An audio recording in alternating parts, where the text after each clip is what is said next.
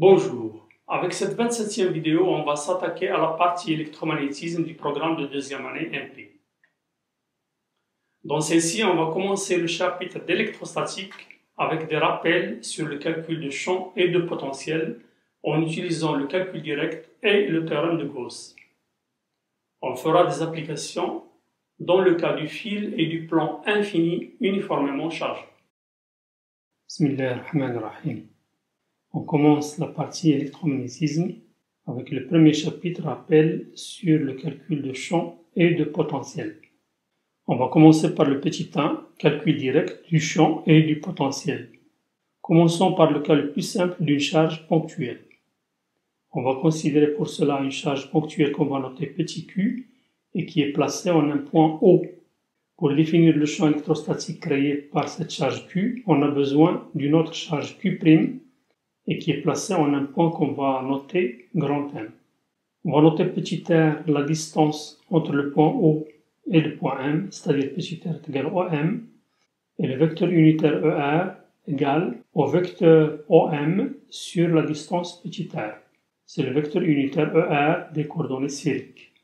Avec ces notations, la force exercée par la charge Q sur la charge Q', d'après la loi de Coulomb, est égale à QQ' sur 4 pi epsilon 0 r carré, porté par ER.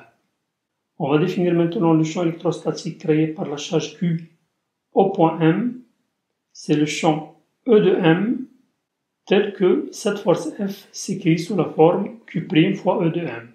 Donc d'après ces deux expressions, on tire le champ E de M est égal à Q sur 4 pi epsilon 0 r carré porté par ER et dirigé dans le même sens que ER dans le cas où la charge Q est positive. Par contre, si la charge Q est négative, le champ va être dirigé dans le sens opposé de ER. Donc sur le schéma, j'ai considéré que la charge Q est positive. La constante 1 sur 4 pi epsilon 0, souvenez-vous qu'elle est égale à 9 10 puissance 9 unités SI dans le système international. On en déduit alors que epsilon 0 c'est 10 puissance moins 9 sur 36 pi. On calcule alors que epsilon 0 est égal à 8,84 10 puissance moins 12 farad mètre moins 1. C'est l'unité de epsilon 0. On verra dans la prochaine vidéo que le champ électrostatique E de M est lié au potentiel électrostatique V de M par la relation E est égal à moins grade V. Dans le cas des coordonnées sphériques, le gradient de V de M, c'est la dérivée partielle de V par rapport à R portée par ER, plus 1 sur R, la dérivée partielle par rapport à θ portée par Eθ, plus 1 sur R sinus θ, la dérivée partielle de V par rapport à φ portée par Eφ.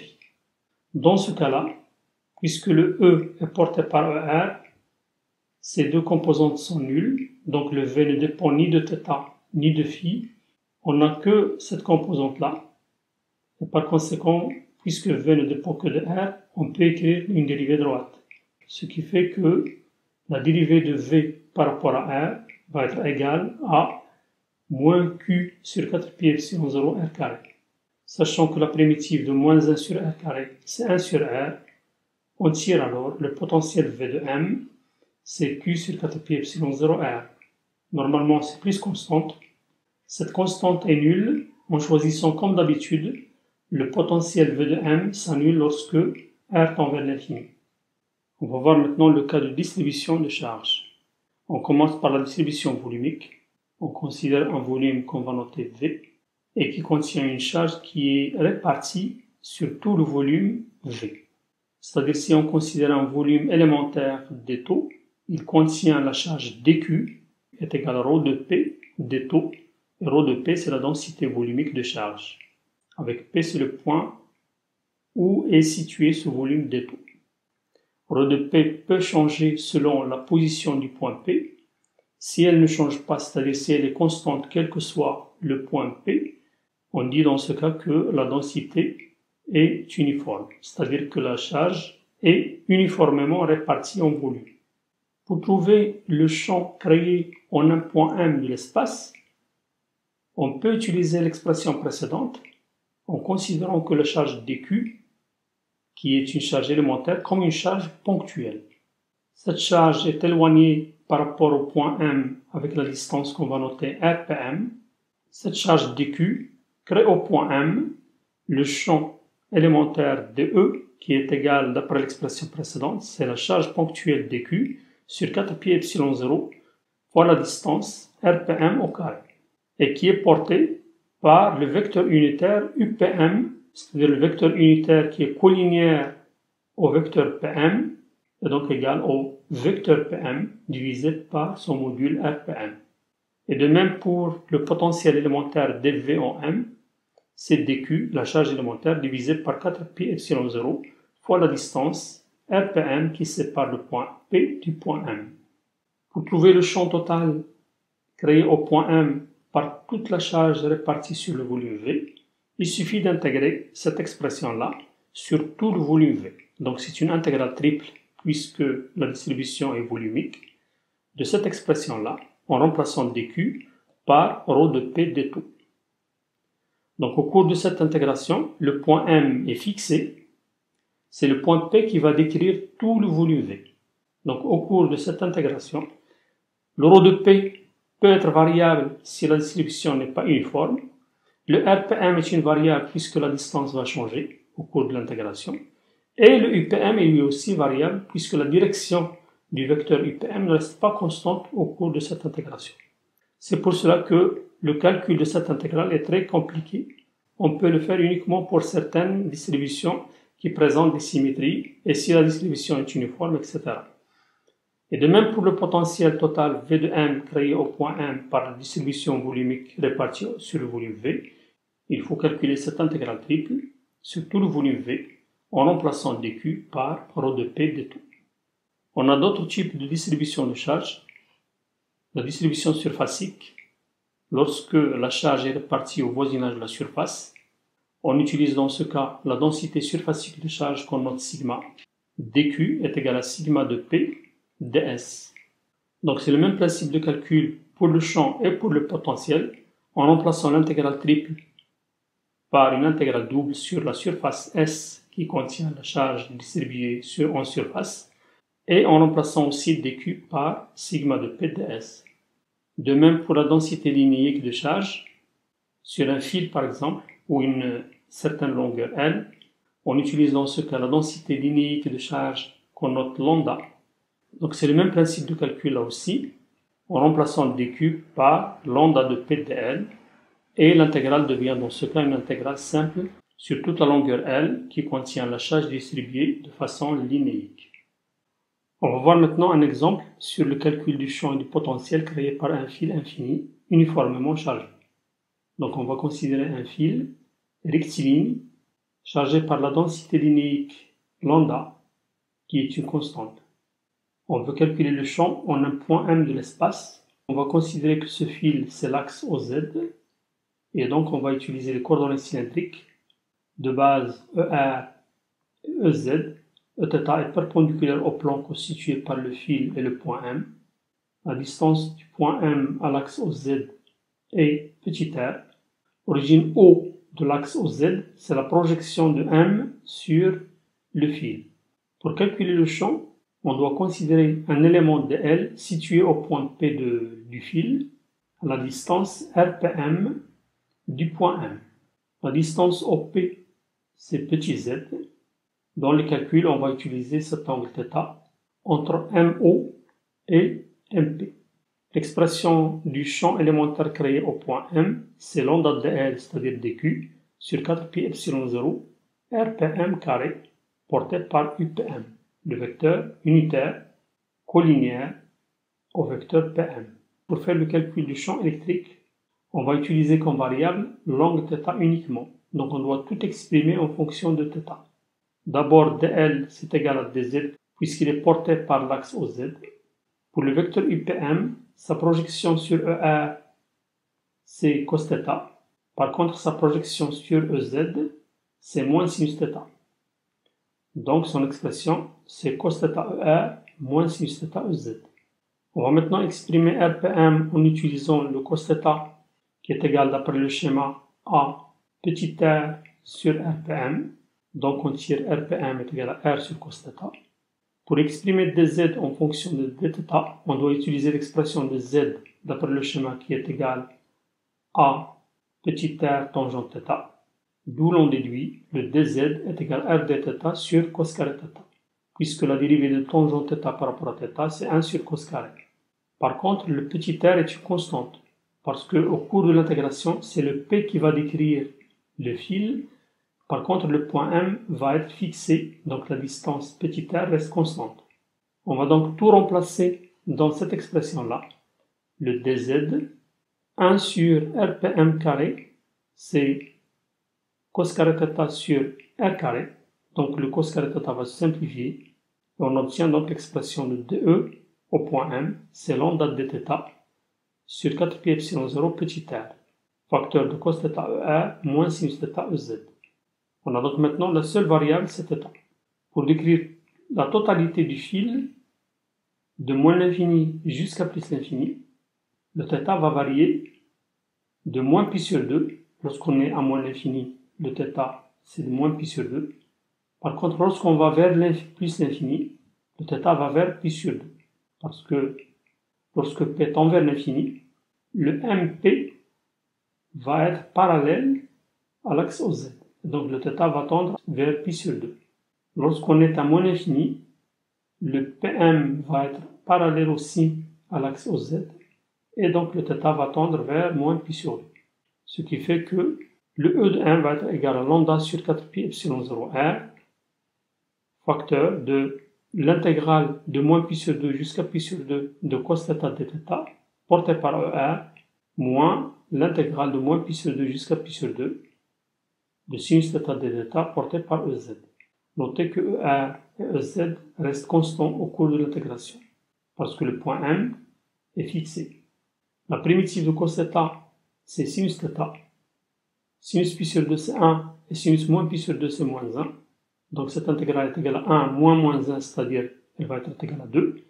Par contre, la primitive de sinus θ, c'est moins cos θ, et le cos plus ou moins pi sur 2, c'est 0. Donc cette intégrale est égale à 0.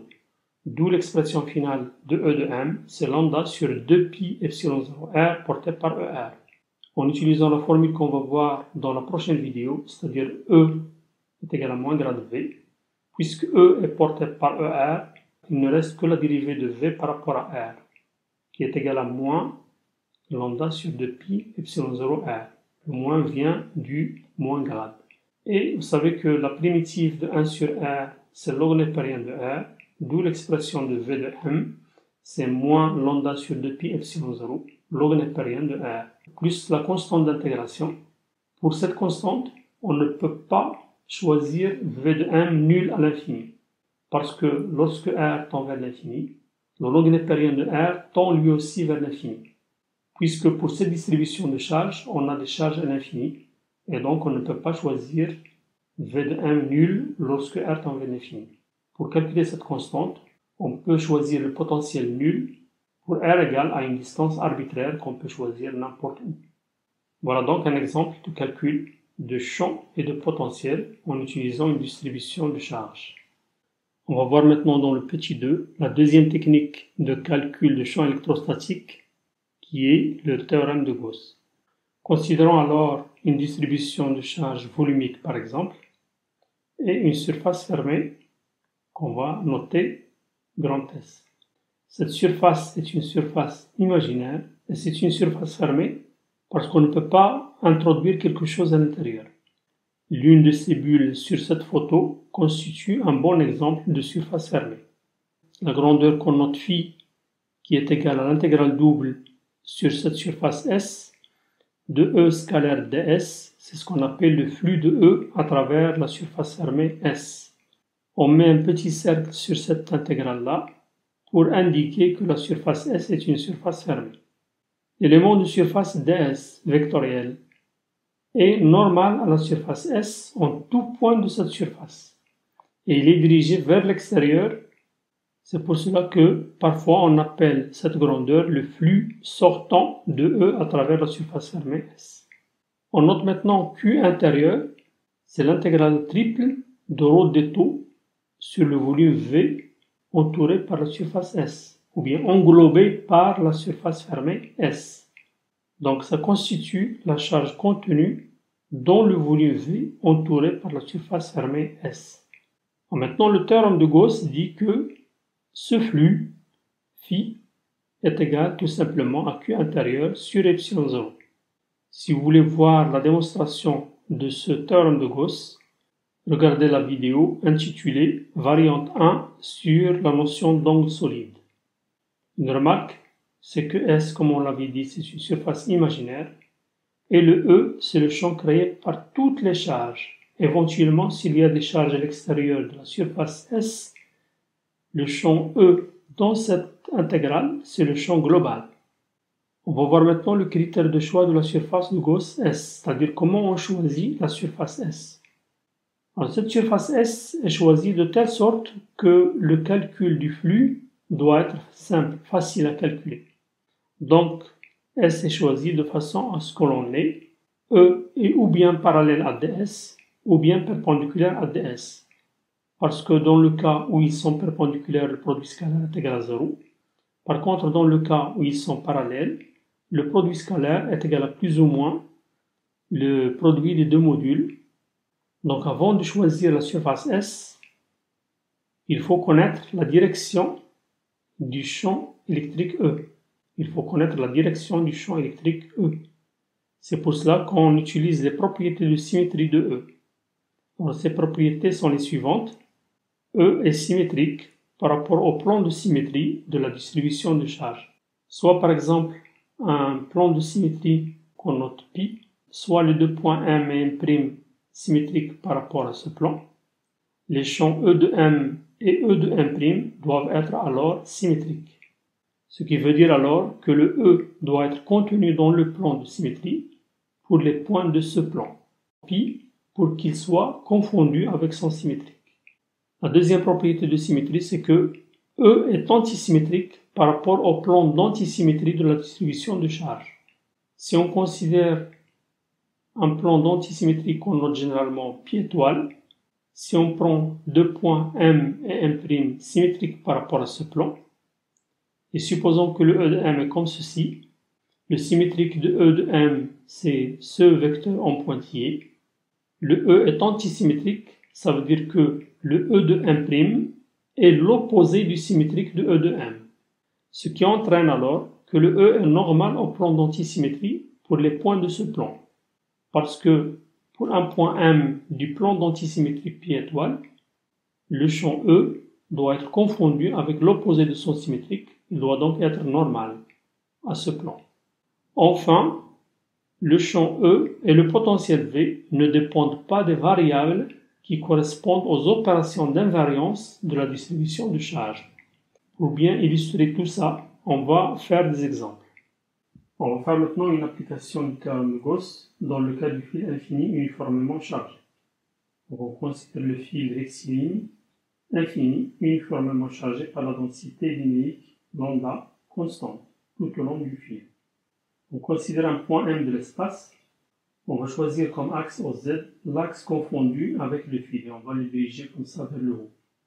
On va commencer par chercher la direction du champ créé au point M par cette distribution de charge.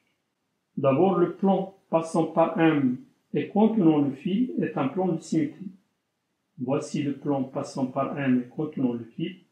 Donc chaque point de la distribution de charge est le symétrique de lui-même par rapport à ce plan. C'est donc un plan de symétrie.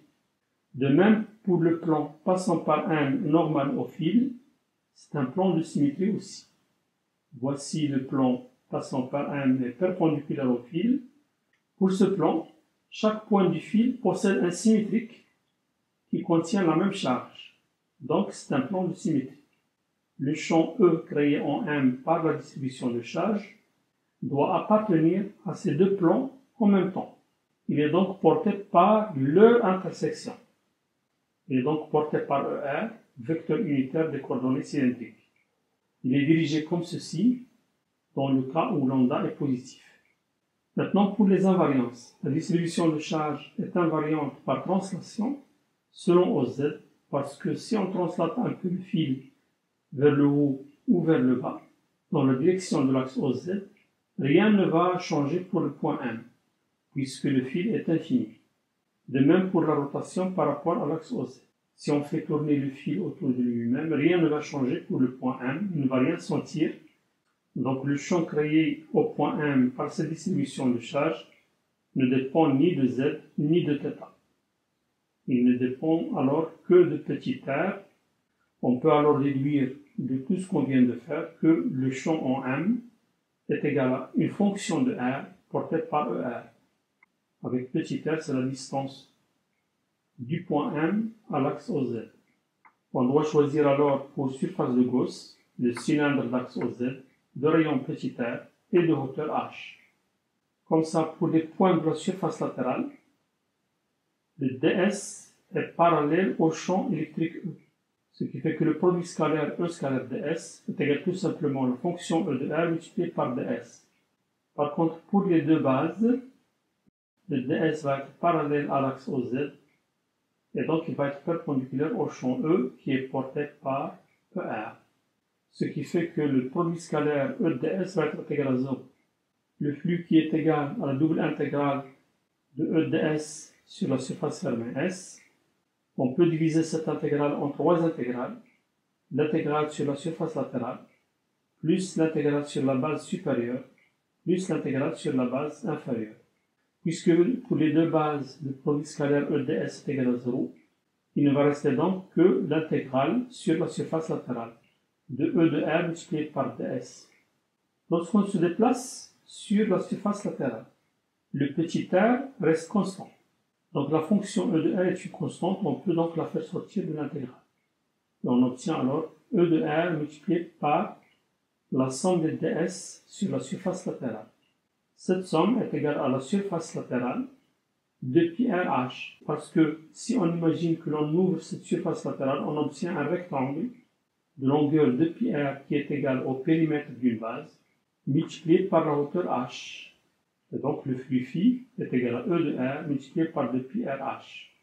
Pour le Q intérieur, c'est la charge contenue à l'intérieur du cylindre, donc c'est la charge de ce segment de hauteur h, et donc il est égal à lambda fois h, puisqu'on a supposé lambda uniforme. On applique maintenant le théorème de Gauss, phi est égal à Q intérieur sur epsilon 0, phi est égal à 2 pi RH fois E de R, et Q intérieur c'est lambda fois h.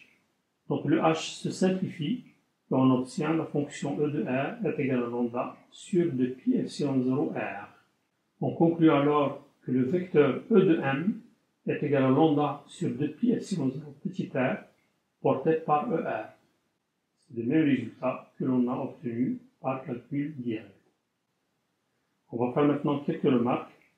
La première remarque, c'est que le champ E et le potentiel V ne sont pas définis sur les points du fil. Parce que pour les points du fil, le petit r tend vers 0 et le champ tend vers l'infini. Et il est de même pour les points d'une surface chargée. Ceci parce que la distribution linéique et la distribution surfacique ne sont que des modèles mathématiques. En réalité, les charges sont toujours volumiques. Pour les distributions volumiques, le champ E et le potentiel V sont définis et continus en tout point de l'espace. Troisième remarque, c'est que pour une distribution surfacique sigma, le potentiel V est continu, mais le champ E subit une discontinuité. Si on considère une distribution surfacique de charge, sigma, qui sépare l'espace en un demi-espace qu'on va noter 1, le demi-espace qui est noté 2, le vecteur unitaire perpendiculaire à la surface est dirigé de 1 vers 2, on va le noter n1. Cette discontinuité, en un point M, c'est E2 de M moins E1 de M est égal à sigma de M sur epsilon 0 porté par N12 de M. Avec E2 de M, c'est le champ au point M, mais du côté de milieu 2. Et E1 de M, c'est le champ au même point M, mais du côté du milieu 1. Sigma de M, c'est la distribution de charge sigma au point M, et N12 de M, c'est le vecteur unitaire au point M, dirigé de 1 vers 2. Pour cette formule intéressante, Elle est vraie même si la distribution de charge n'est pas uniforme. C'est pour ça qu'on a précisé ici le sigma de M. On va illustrer la formule précédente qui présente la discontinuité du champ sur le plan infini uniformément chargé. On va donc considérer un plan qu'on va noter X au Y et qui est uniformément chargé par la densité surfacique sigma. L'axe OZ est perpendiculaire à ce plan. On va calculer le champ créé par cette distribution en un point M de l'espace. Pour cela, on va d'abord chercher la direction du champ en utilisant les propriétés de symétrie. D'abord, tout plan passant par M et parallèle à l'axe OZ est un plan de symétrie de la distribution sigma. Ceci parce que ce plan passant par M est parallèle à l'axe OZ. Tout point de cette distribution de charge possède un symétrique qui porte la même charge, parce que cette distribution est infinie. Le champ E appartient à tous ces plans. Il est donc porté par leur intersection, qui est un axe qui passe par M et qui est parallèle à l'axe OZ. Donc, le champ E de M est porté par EZ. Pour les invariances, la distribution de charge est invariante par translation selon l'axe OX et selon l'axe OY. Ceci parce que si on translate le plan chargé selon l'axe OX ou selon l'axe OY, le point M ne va rien sentir puisque la distribution est infinie. Donc, le champ E de M ne dépend ni de X ni de Y, il ne dépend alors que de Z, et donc égal à une fonction E de Z portée par le vecteur unitaire EZ. Autre chose, c'est que le plan de la distribution elle-même, c'est-à-dire le plan X ou Y, est un plan de symétrie, parce que pour ce plan, chaque point est symétrique de lui-même. Et donc E est symétrique par rapport à ce plan. C'est-à-dire si E est dirigé vers le haut ici, parallèlement à l'axe OZ bien sûr, pour le point M' symétrique de M par rapport à ce plan, le champ E va être dirigé vers le bas. On en déduit alors que la fonction E de Z est une fonction impaire, c'est-à-dire E de moins Z est égal à moins E de Z. On choisit alors comme surface de Gauss S un cylindre dont les bases sont symétriques par rapport au plan chargé X ou Y. Voici sur ce schéma le cylindre qu'on a choisi. Les bases passent par M et par M' respectivement. On a fait ce choix parce que pour les bases, le champ E est parallèle à DS et pour la surface latérale, le champ E étant porté par EZ, donc il est perpendiculaire à DS. Ce qui fait que le flux va être égal à 2E multiplié par la surface de base. Le 2 vient du fait qu'on a deux bases. Le E, c'est le module du champ, il est le même de deux côtés. Parce qu'on vient de dire que les champs en M et M' sont symétriques. La surface latérale ici n'intervient pas parce que le produit scalaire est nul. Maintenant, pour Q intérieur, c'est sigma fois une surface de base, parce que la charge Q intérieur est portée par le disque découpé par ce cylindre sur le plan chargé. On applique maintenant le théorème de Gauss, phi est égal à Q intérieur sur epsilon 0. Le SB va donc se simplifier. On obtient alors le résultat E est égal à sigma sur 2 epsilon 0. D'où le résultat, vectoriellement, on peut écrire E est égal à sigma sur 2 epsilon 0 EZ pour Z positif et moins sigma sur 2 epsilon 0 porté par EZ pour Z négatif. Sur ce schéma, j'ai dirigé le E ici vers le haut et là vers le bas parce que j'ai supposé que sigma est positif. Mais cette expression est vraie quel que soit le signe de sigma. On peut alors dessiner le graphe suivant E de Z constitué de deux segments, sigma sur 2 epsilon 0 pour Z positif et moins sigma sur 2 epsilon 0 pour Z négatif.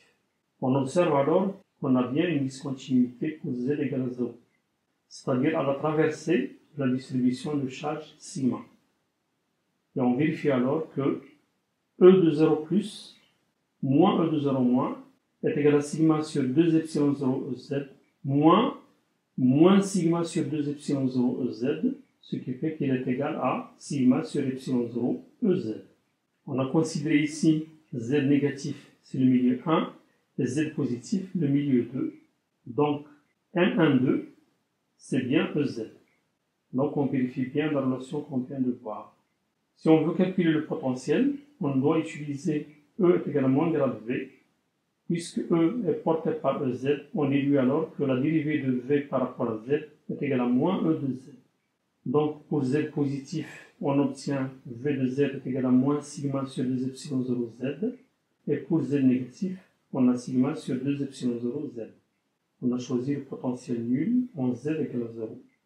On peut alors dessiner le graphe V de Z en fonction de Z qui est le suivant.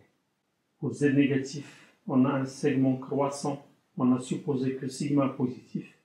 Et pour Z positif, c'est un segment décroissant. Ces deux segments sont alors symétriques par rapport à l'axe vertical. Voilà, on est arrivé à la fin de notre vidéo.